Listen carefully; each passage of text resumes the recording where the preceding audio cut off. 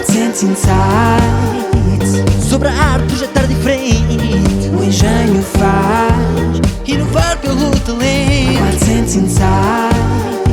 A solução em movimento. Só a visão traz o futuro para o presente. 400 Insights. Bem-vindos ao A400 Insights, o podcast do A400 Projetistas e Consultores de Engenharia. Eu sou António Monteiro e neste episódio vamos falar sobre um tema incontornável que é a sustentabilidade. A indústria da construção representa uma parte significativa do consumo global de energia, mas também é uma das áreas com maior potencial para gerar impacto positivo, através da inovação, da eficiência e de uma mudança real de mentalidade. A construção sustentável já não é uma tendência, é uma necessidade. E quem liderar esta transição vai definir o futuro do setor. Para falarmos sobre este tema, temos connosco a Maria Santos. A Maria é uma arquiteta que se formou em Portugal, teve uma experiência relevante de mestrado em Itália e posteriormente foi trabalhar e aprender a ganhar dinheiro nos Estados Unidos, como ela costuma dizer. Teve lá pela primeira vez o contacto com certificações LEED e WELL, que é uma tendência de mercado hoje, que nós estamos a perseguir no A400 através do A400 Green, na qual a Maria é a nossa coordenadora deste projeto. Obrigado, Maria, por estares connosco hoje. Como definirias, em termos práticos, o que é a construção sustentável hoje? Obrigada pelo convite. Eu diria que a construção sustentável é realmente uma agregação destes três pilares muito importantes, da parte social, a parte ambiental e a parte económica. Portanto, é um edifício que a longo prazo é mais económico, portanto, realmente os custos iniciais são mais elevados, mas no tempo de vida deste edifício ele traz muitos benefícios, tem um impacto positivo a nível ambiental e um impacto positivo a nível social. Portanto, é realmente um edifício saudável, é um edifício verde e saudável.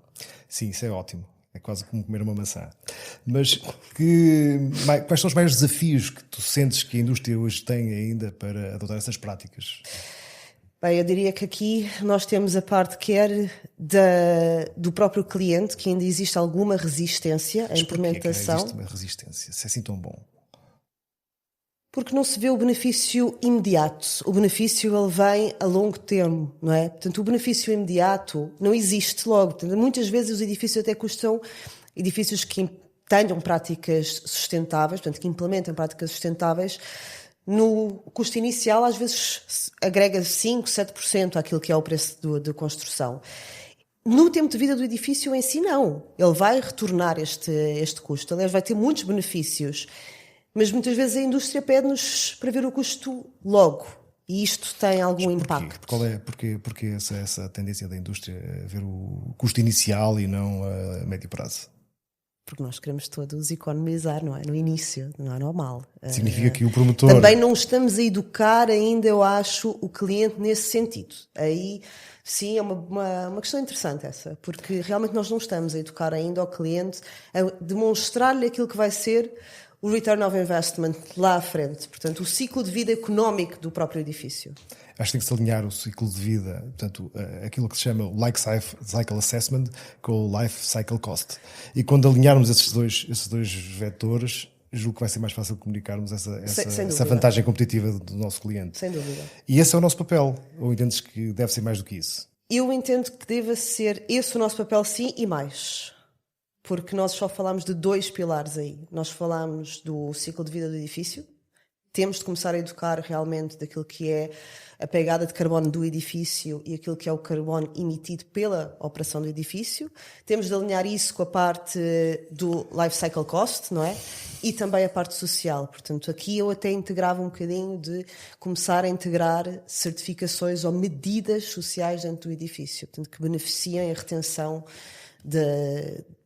dos indivíduos estarem a ocupar o edifício de uma maneira saudável e satisfeita. Que alavancas é que tu identificas nos materiais e tecnologias que nos possam atingir esse futuro sustentável na construção? Bem, a nível de tecnologia, sem dúvida o BIM. E, sem dúvida, esta nova tendência da parte mais de utilização da tecnologia, principalmente da inteligência artificial e da robótica dentro dos edifícios. A nível de materiais, não só, claro, a introdução da madeira. Portanto, nós estamos cada vez mais a ver edifícios com CLT, edifícios de construção modular, mas também começarmos a exigir da própria indústria algo que eu acho que seja muito importante, que é aquilo que nós chamamos de DAPs, que é a Declaração Ambiental de Produtos, que é onde nós podemos ver a pegada de carbono do material em si. Portanto, se nós tivermos todos os materiais mapeados neste sentido, nós vamos poder perceber qual é que é o verdadeiro ciclo de vida daquele edifício. Muito bem. Como é que as certificações LEED, BREEAM e WELL, que é algo que tu fazes por sistema no A400 Green, podem ajudar a atingir esses objetivos? Elas funcionam um bocadinho como uma bússola, eu acho. Elas conseguem balizar e ter os edifícios ter uma maneira de nós entendermos de um modo geral qual é que é o nível deles. As certificações neste momento, eu acho que muitas delas até, como costumamos dizer, um bom edifício já é fácil atingir uma certificação. Okay? A questão está em níveis mais altos. As próprias certificações, elas evoluem. Portanto, agora, inclusivamente, o LEED irá lançar uma nova versão. Já lançou, mas será obrigatório a partir de março, que é muito mais exigente do que as versões anteriores. Portanto, é uma maneira de nós conseguirmos ter uma bússola no mercado daquilo que são edifícios que efetivamente têm práticas ambientais, isto na parte do LEED e do BREEAM, e parte social, mais o WELL. Portanto, temos realmente uma baliza. Eu acho que isso é uma coisa importante. Eu sinto que há uma barreira sempre económica. Que argumentos é que nós temos para tracionar as boas práticas dos nossos investidores, promotores imobiliários, whatever? Achas que a valorização do ativo per si, que é residual, mas existe pelo facto de terem umas certificações e certificados e o comportamento do edifício a longo prazo e médio prazo ser mais interessante na perspectiva também dos consumos, não é uma percepção real, algo que nós possamos fazer na indústria do projeto para tornar isso mais óbvio? Eu acho que nós ainda não demonstramos 100% aquilo que é efetivamente o benefício na parte operativa aos clientes, mas também sinto que neste momento muitas das grandes promotoras já nos procuram para terem um portfólio certificado, porque sabem que daqui a 5 anos isto vai ser algo comum. Portanto, o que hoje não existe, que é uma raridade, uma pontualidade, algo que quando voltei dos Estados Unidos, então, em 2019, não havia, era raríssimo os edifícios que eram certificados WELL, cada vez mais são uma preocupação destas grandes promotoras, porque eles sabem que daqui a 5 anos isto vai ser o comum. O comum vai ser ter um LEED Gold, ter um WELL no edifício. Portanto, será discriminatório não o teres daqui a 5 ou 6 anos. Portanto, o baseline vai mudar, o que é hoje uma exceção passa a ser um baseline. Podes partilhar um exemplo concreto de um projeto que demonstre que a sustentabilidade é de facto uma vantagem competitiva? Posso. É um projeto nosso, até, que é um projeto que nós temos muito orgulho daquilo que fizemos, principalmente a nível das pluviais e das águas cinzentas. Foi um projeto de uma fábrica, okay, em que nós estudamos toda a análise do ciclo da água. Temos reaproveitamento de águas pluviais, reaproveitamento de águas cinzentas, temos todo o offset daquilo que é das águas que temos de rega, okay? Quase todas as sanitas são 100% alimentadas por água pluvial ou a águas cinzentas, portanto o reaproveitamento.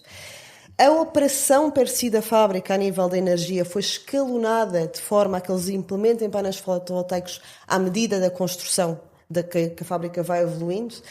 E em complemento disso, nós fizemos o offset daquilo que é o carbono incorporado dos materiais. Portanto, a fábrica também tem uma construção modular em muitas coisas, mas em complemento disso, aquilo que foi implementado a nível de paisagismo foi para fazer o offset daquilo que foi a pegada de carbono do edifício. Bem, para terminar, olhando para o futuro, o que acreditas que será o próximo grande passo para tornar a construção verdadeiramente sustentável? Algo que eu peço há muito tempo. Eu diria que era juntarmos o verde com o AI. Portanto, uma mistura entre o azul e o verde. Nós precisamos de tecnologia, precisamos do AI. Fundamental juntamente com a sustentabilidade. E começarmos, sim, a ter cada vez mais estas ferramentas de automatização juntamente com a percepção e darmos a visibilidade ao cliente daquilo que é o CO2 que o edifício já tem, o CO2 que o edifício emite e medidas ativas, claro. Uma das coisas que eu visiono no futuro é termos uma gamificação e uma interação mais viva entre o utilizador do edifício e o próprio edifício. Criar também metas e objetivos em que o utilizador do edifício faz parte desse ecossistema de sustentabilidade, que é algo que ainda também temos algo que trabalhar, esta visão. Isto é, os edifícios não funcionam sozinhos, funcionam com pessoas, e o impacto das pessoas sobre os edifícios é tremendo, e não estamos a medi-lo, nem estamos a criar essas dinâmicas de gamificação. Portanto, é algo que eu também Sem entendo que no dúvida. futuro próximo possa Sim. ser muito interessante. Maria, um tema que está na ordem do dia e é obrigatório nas grandes empresas, nas médias e nas pequenas não é o tema do ESG.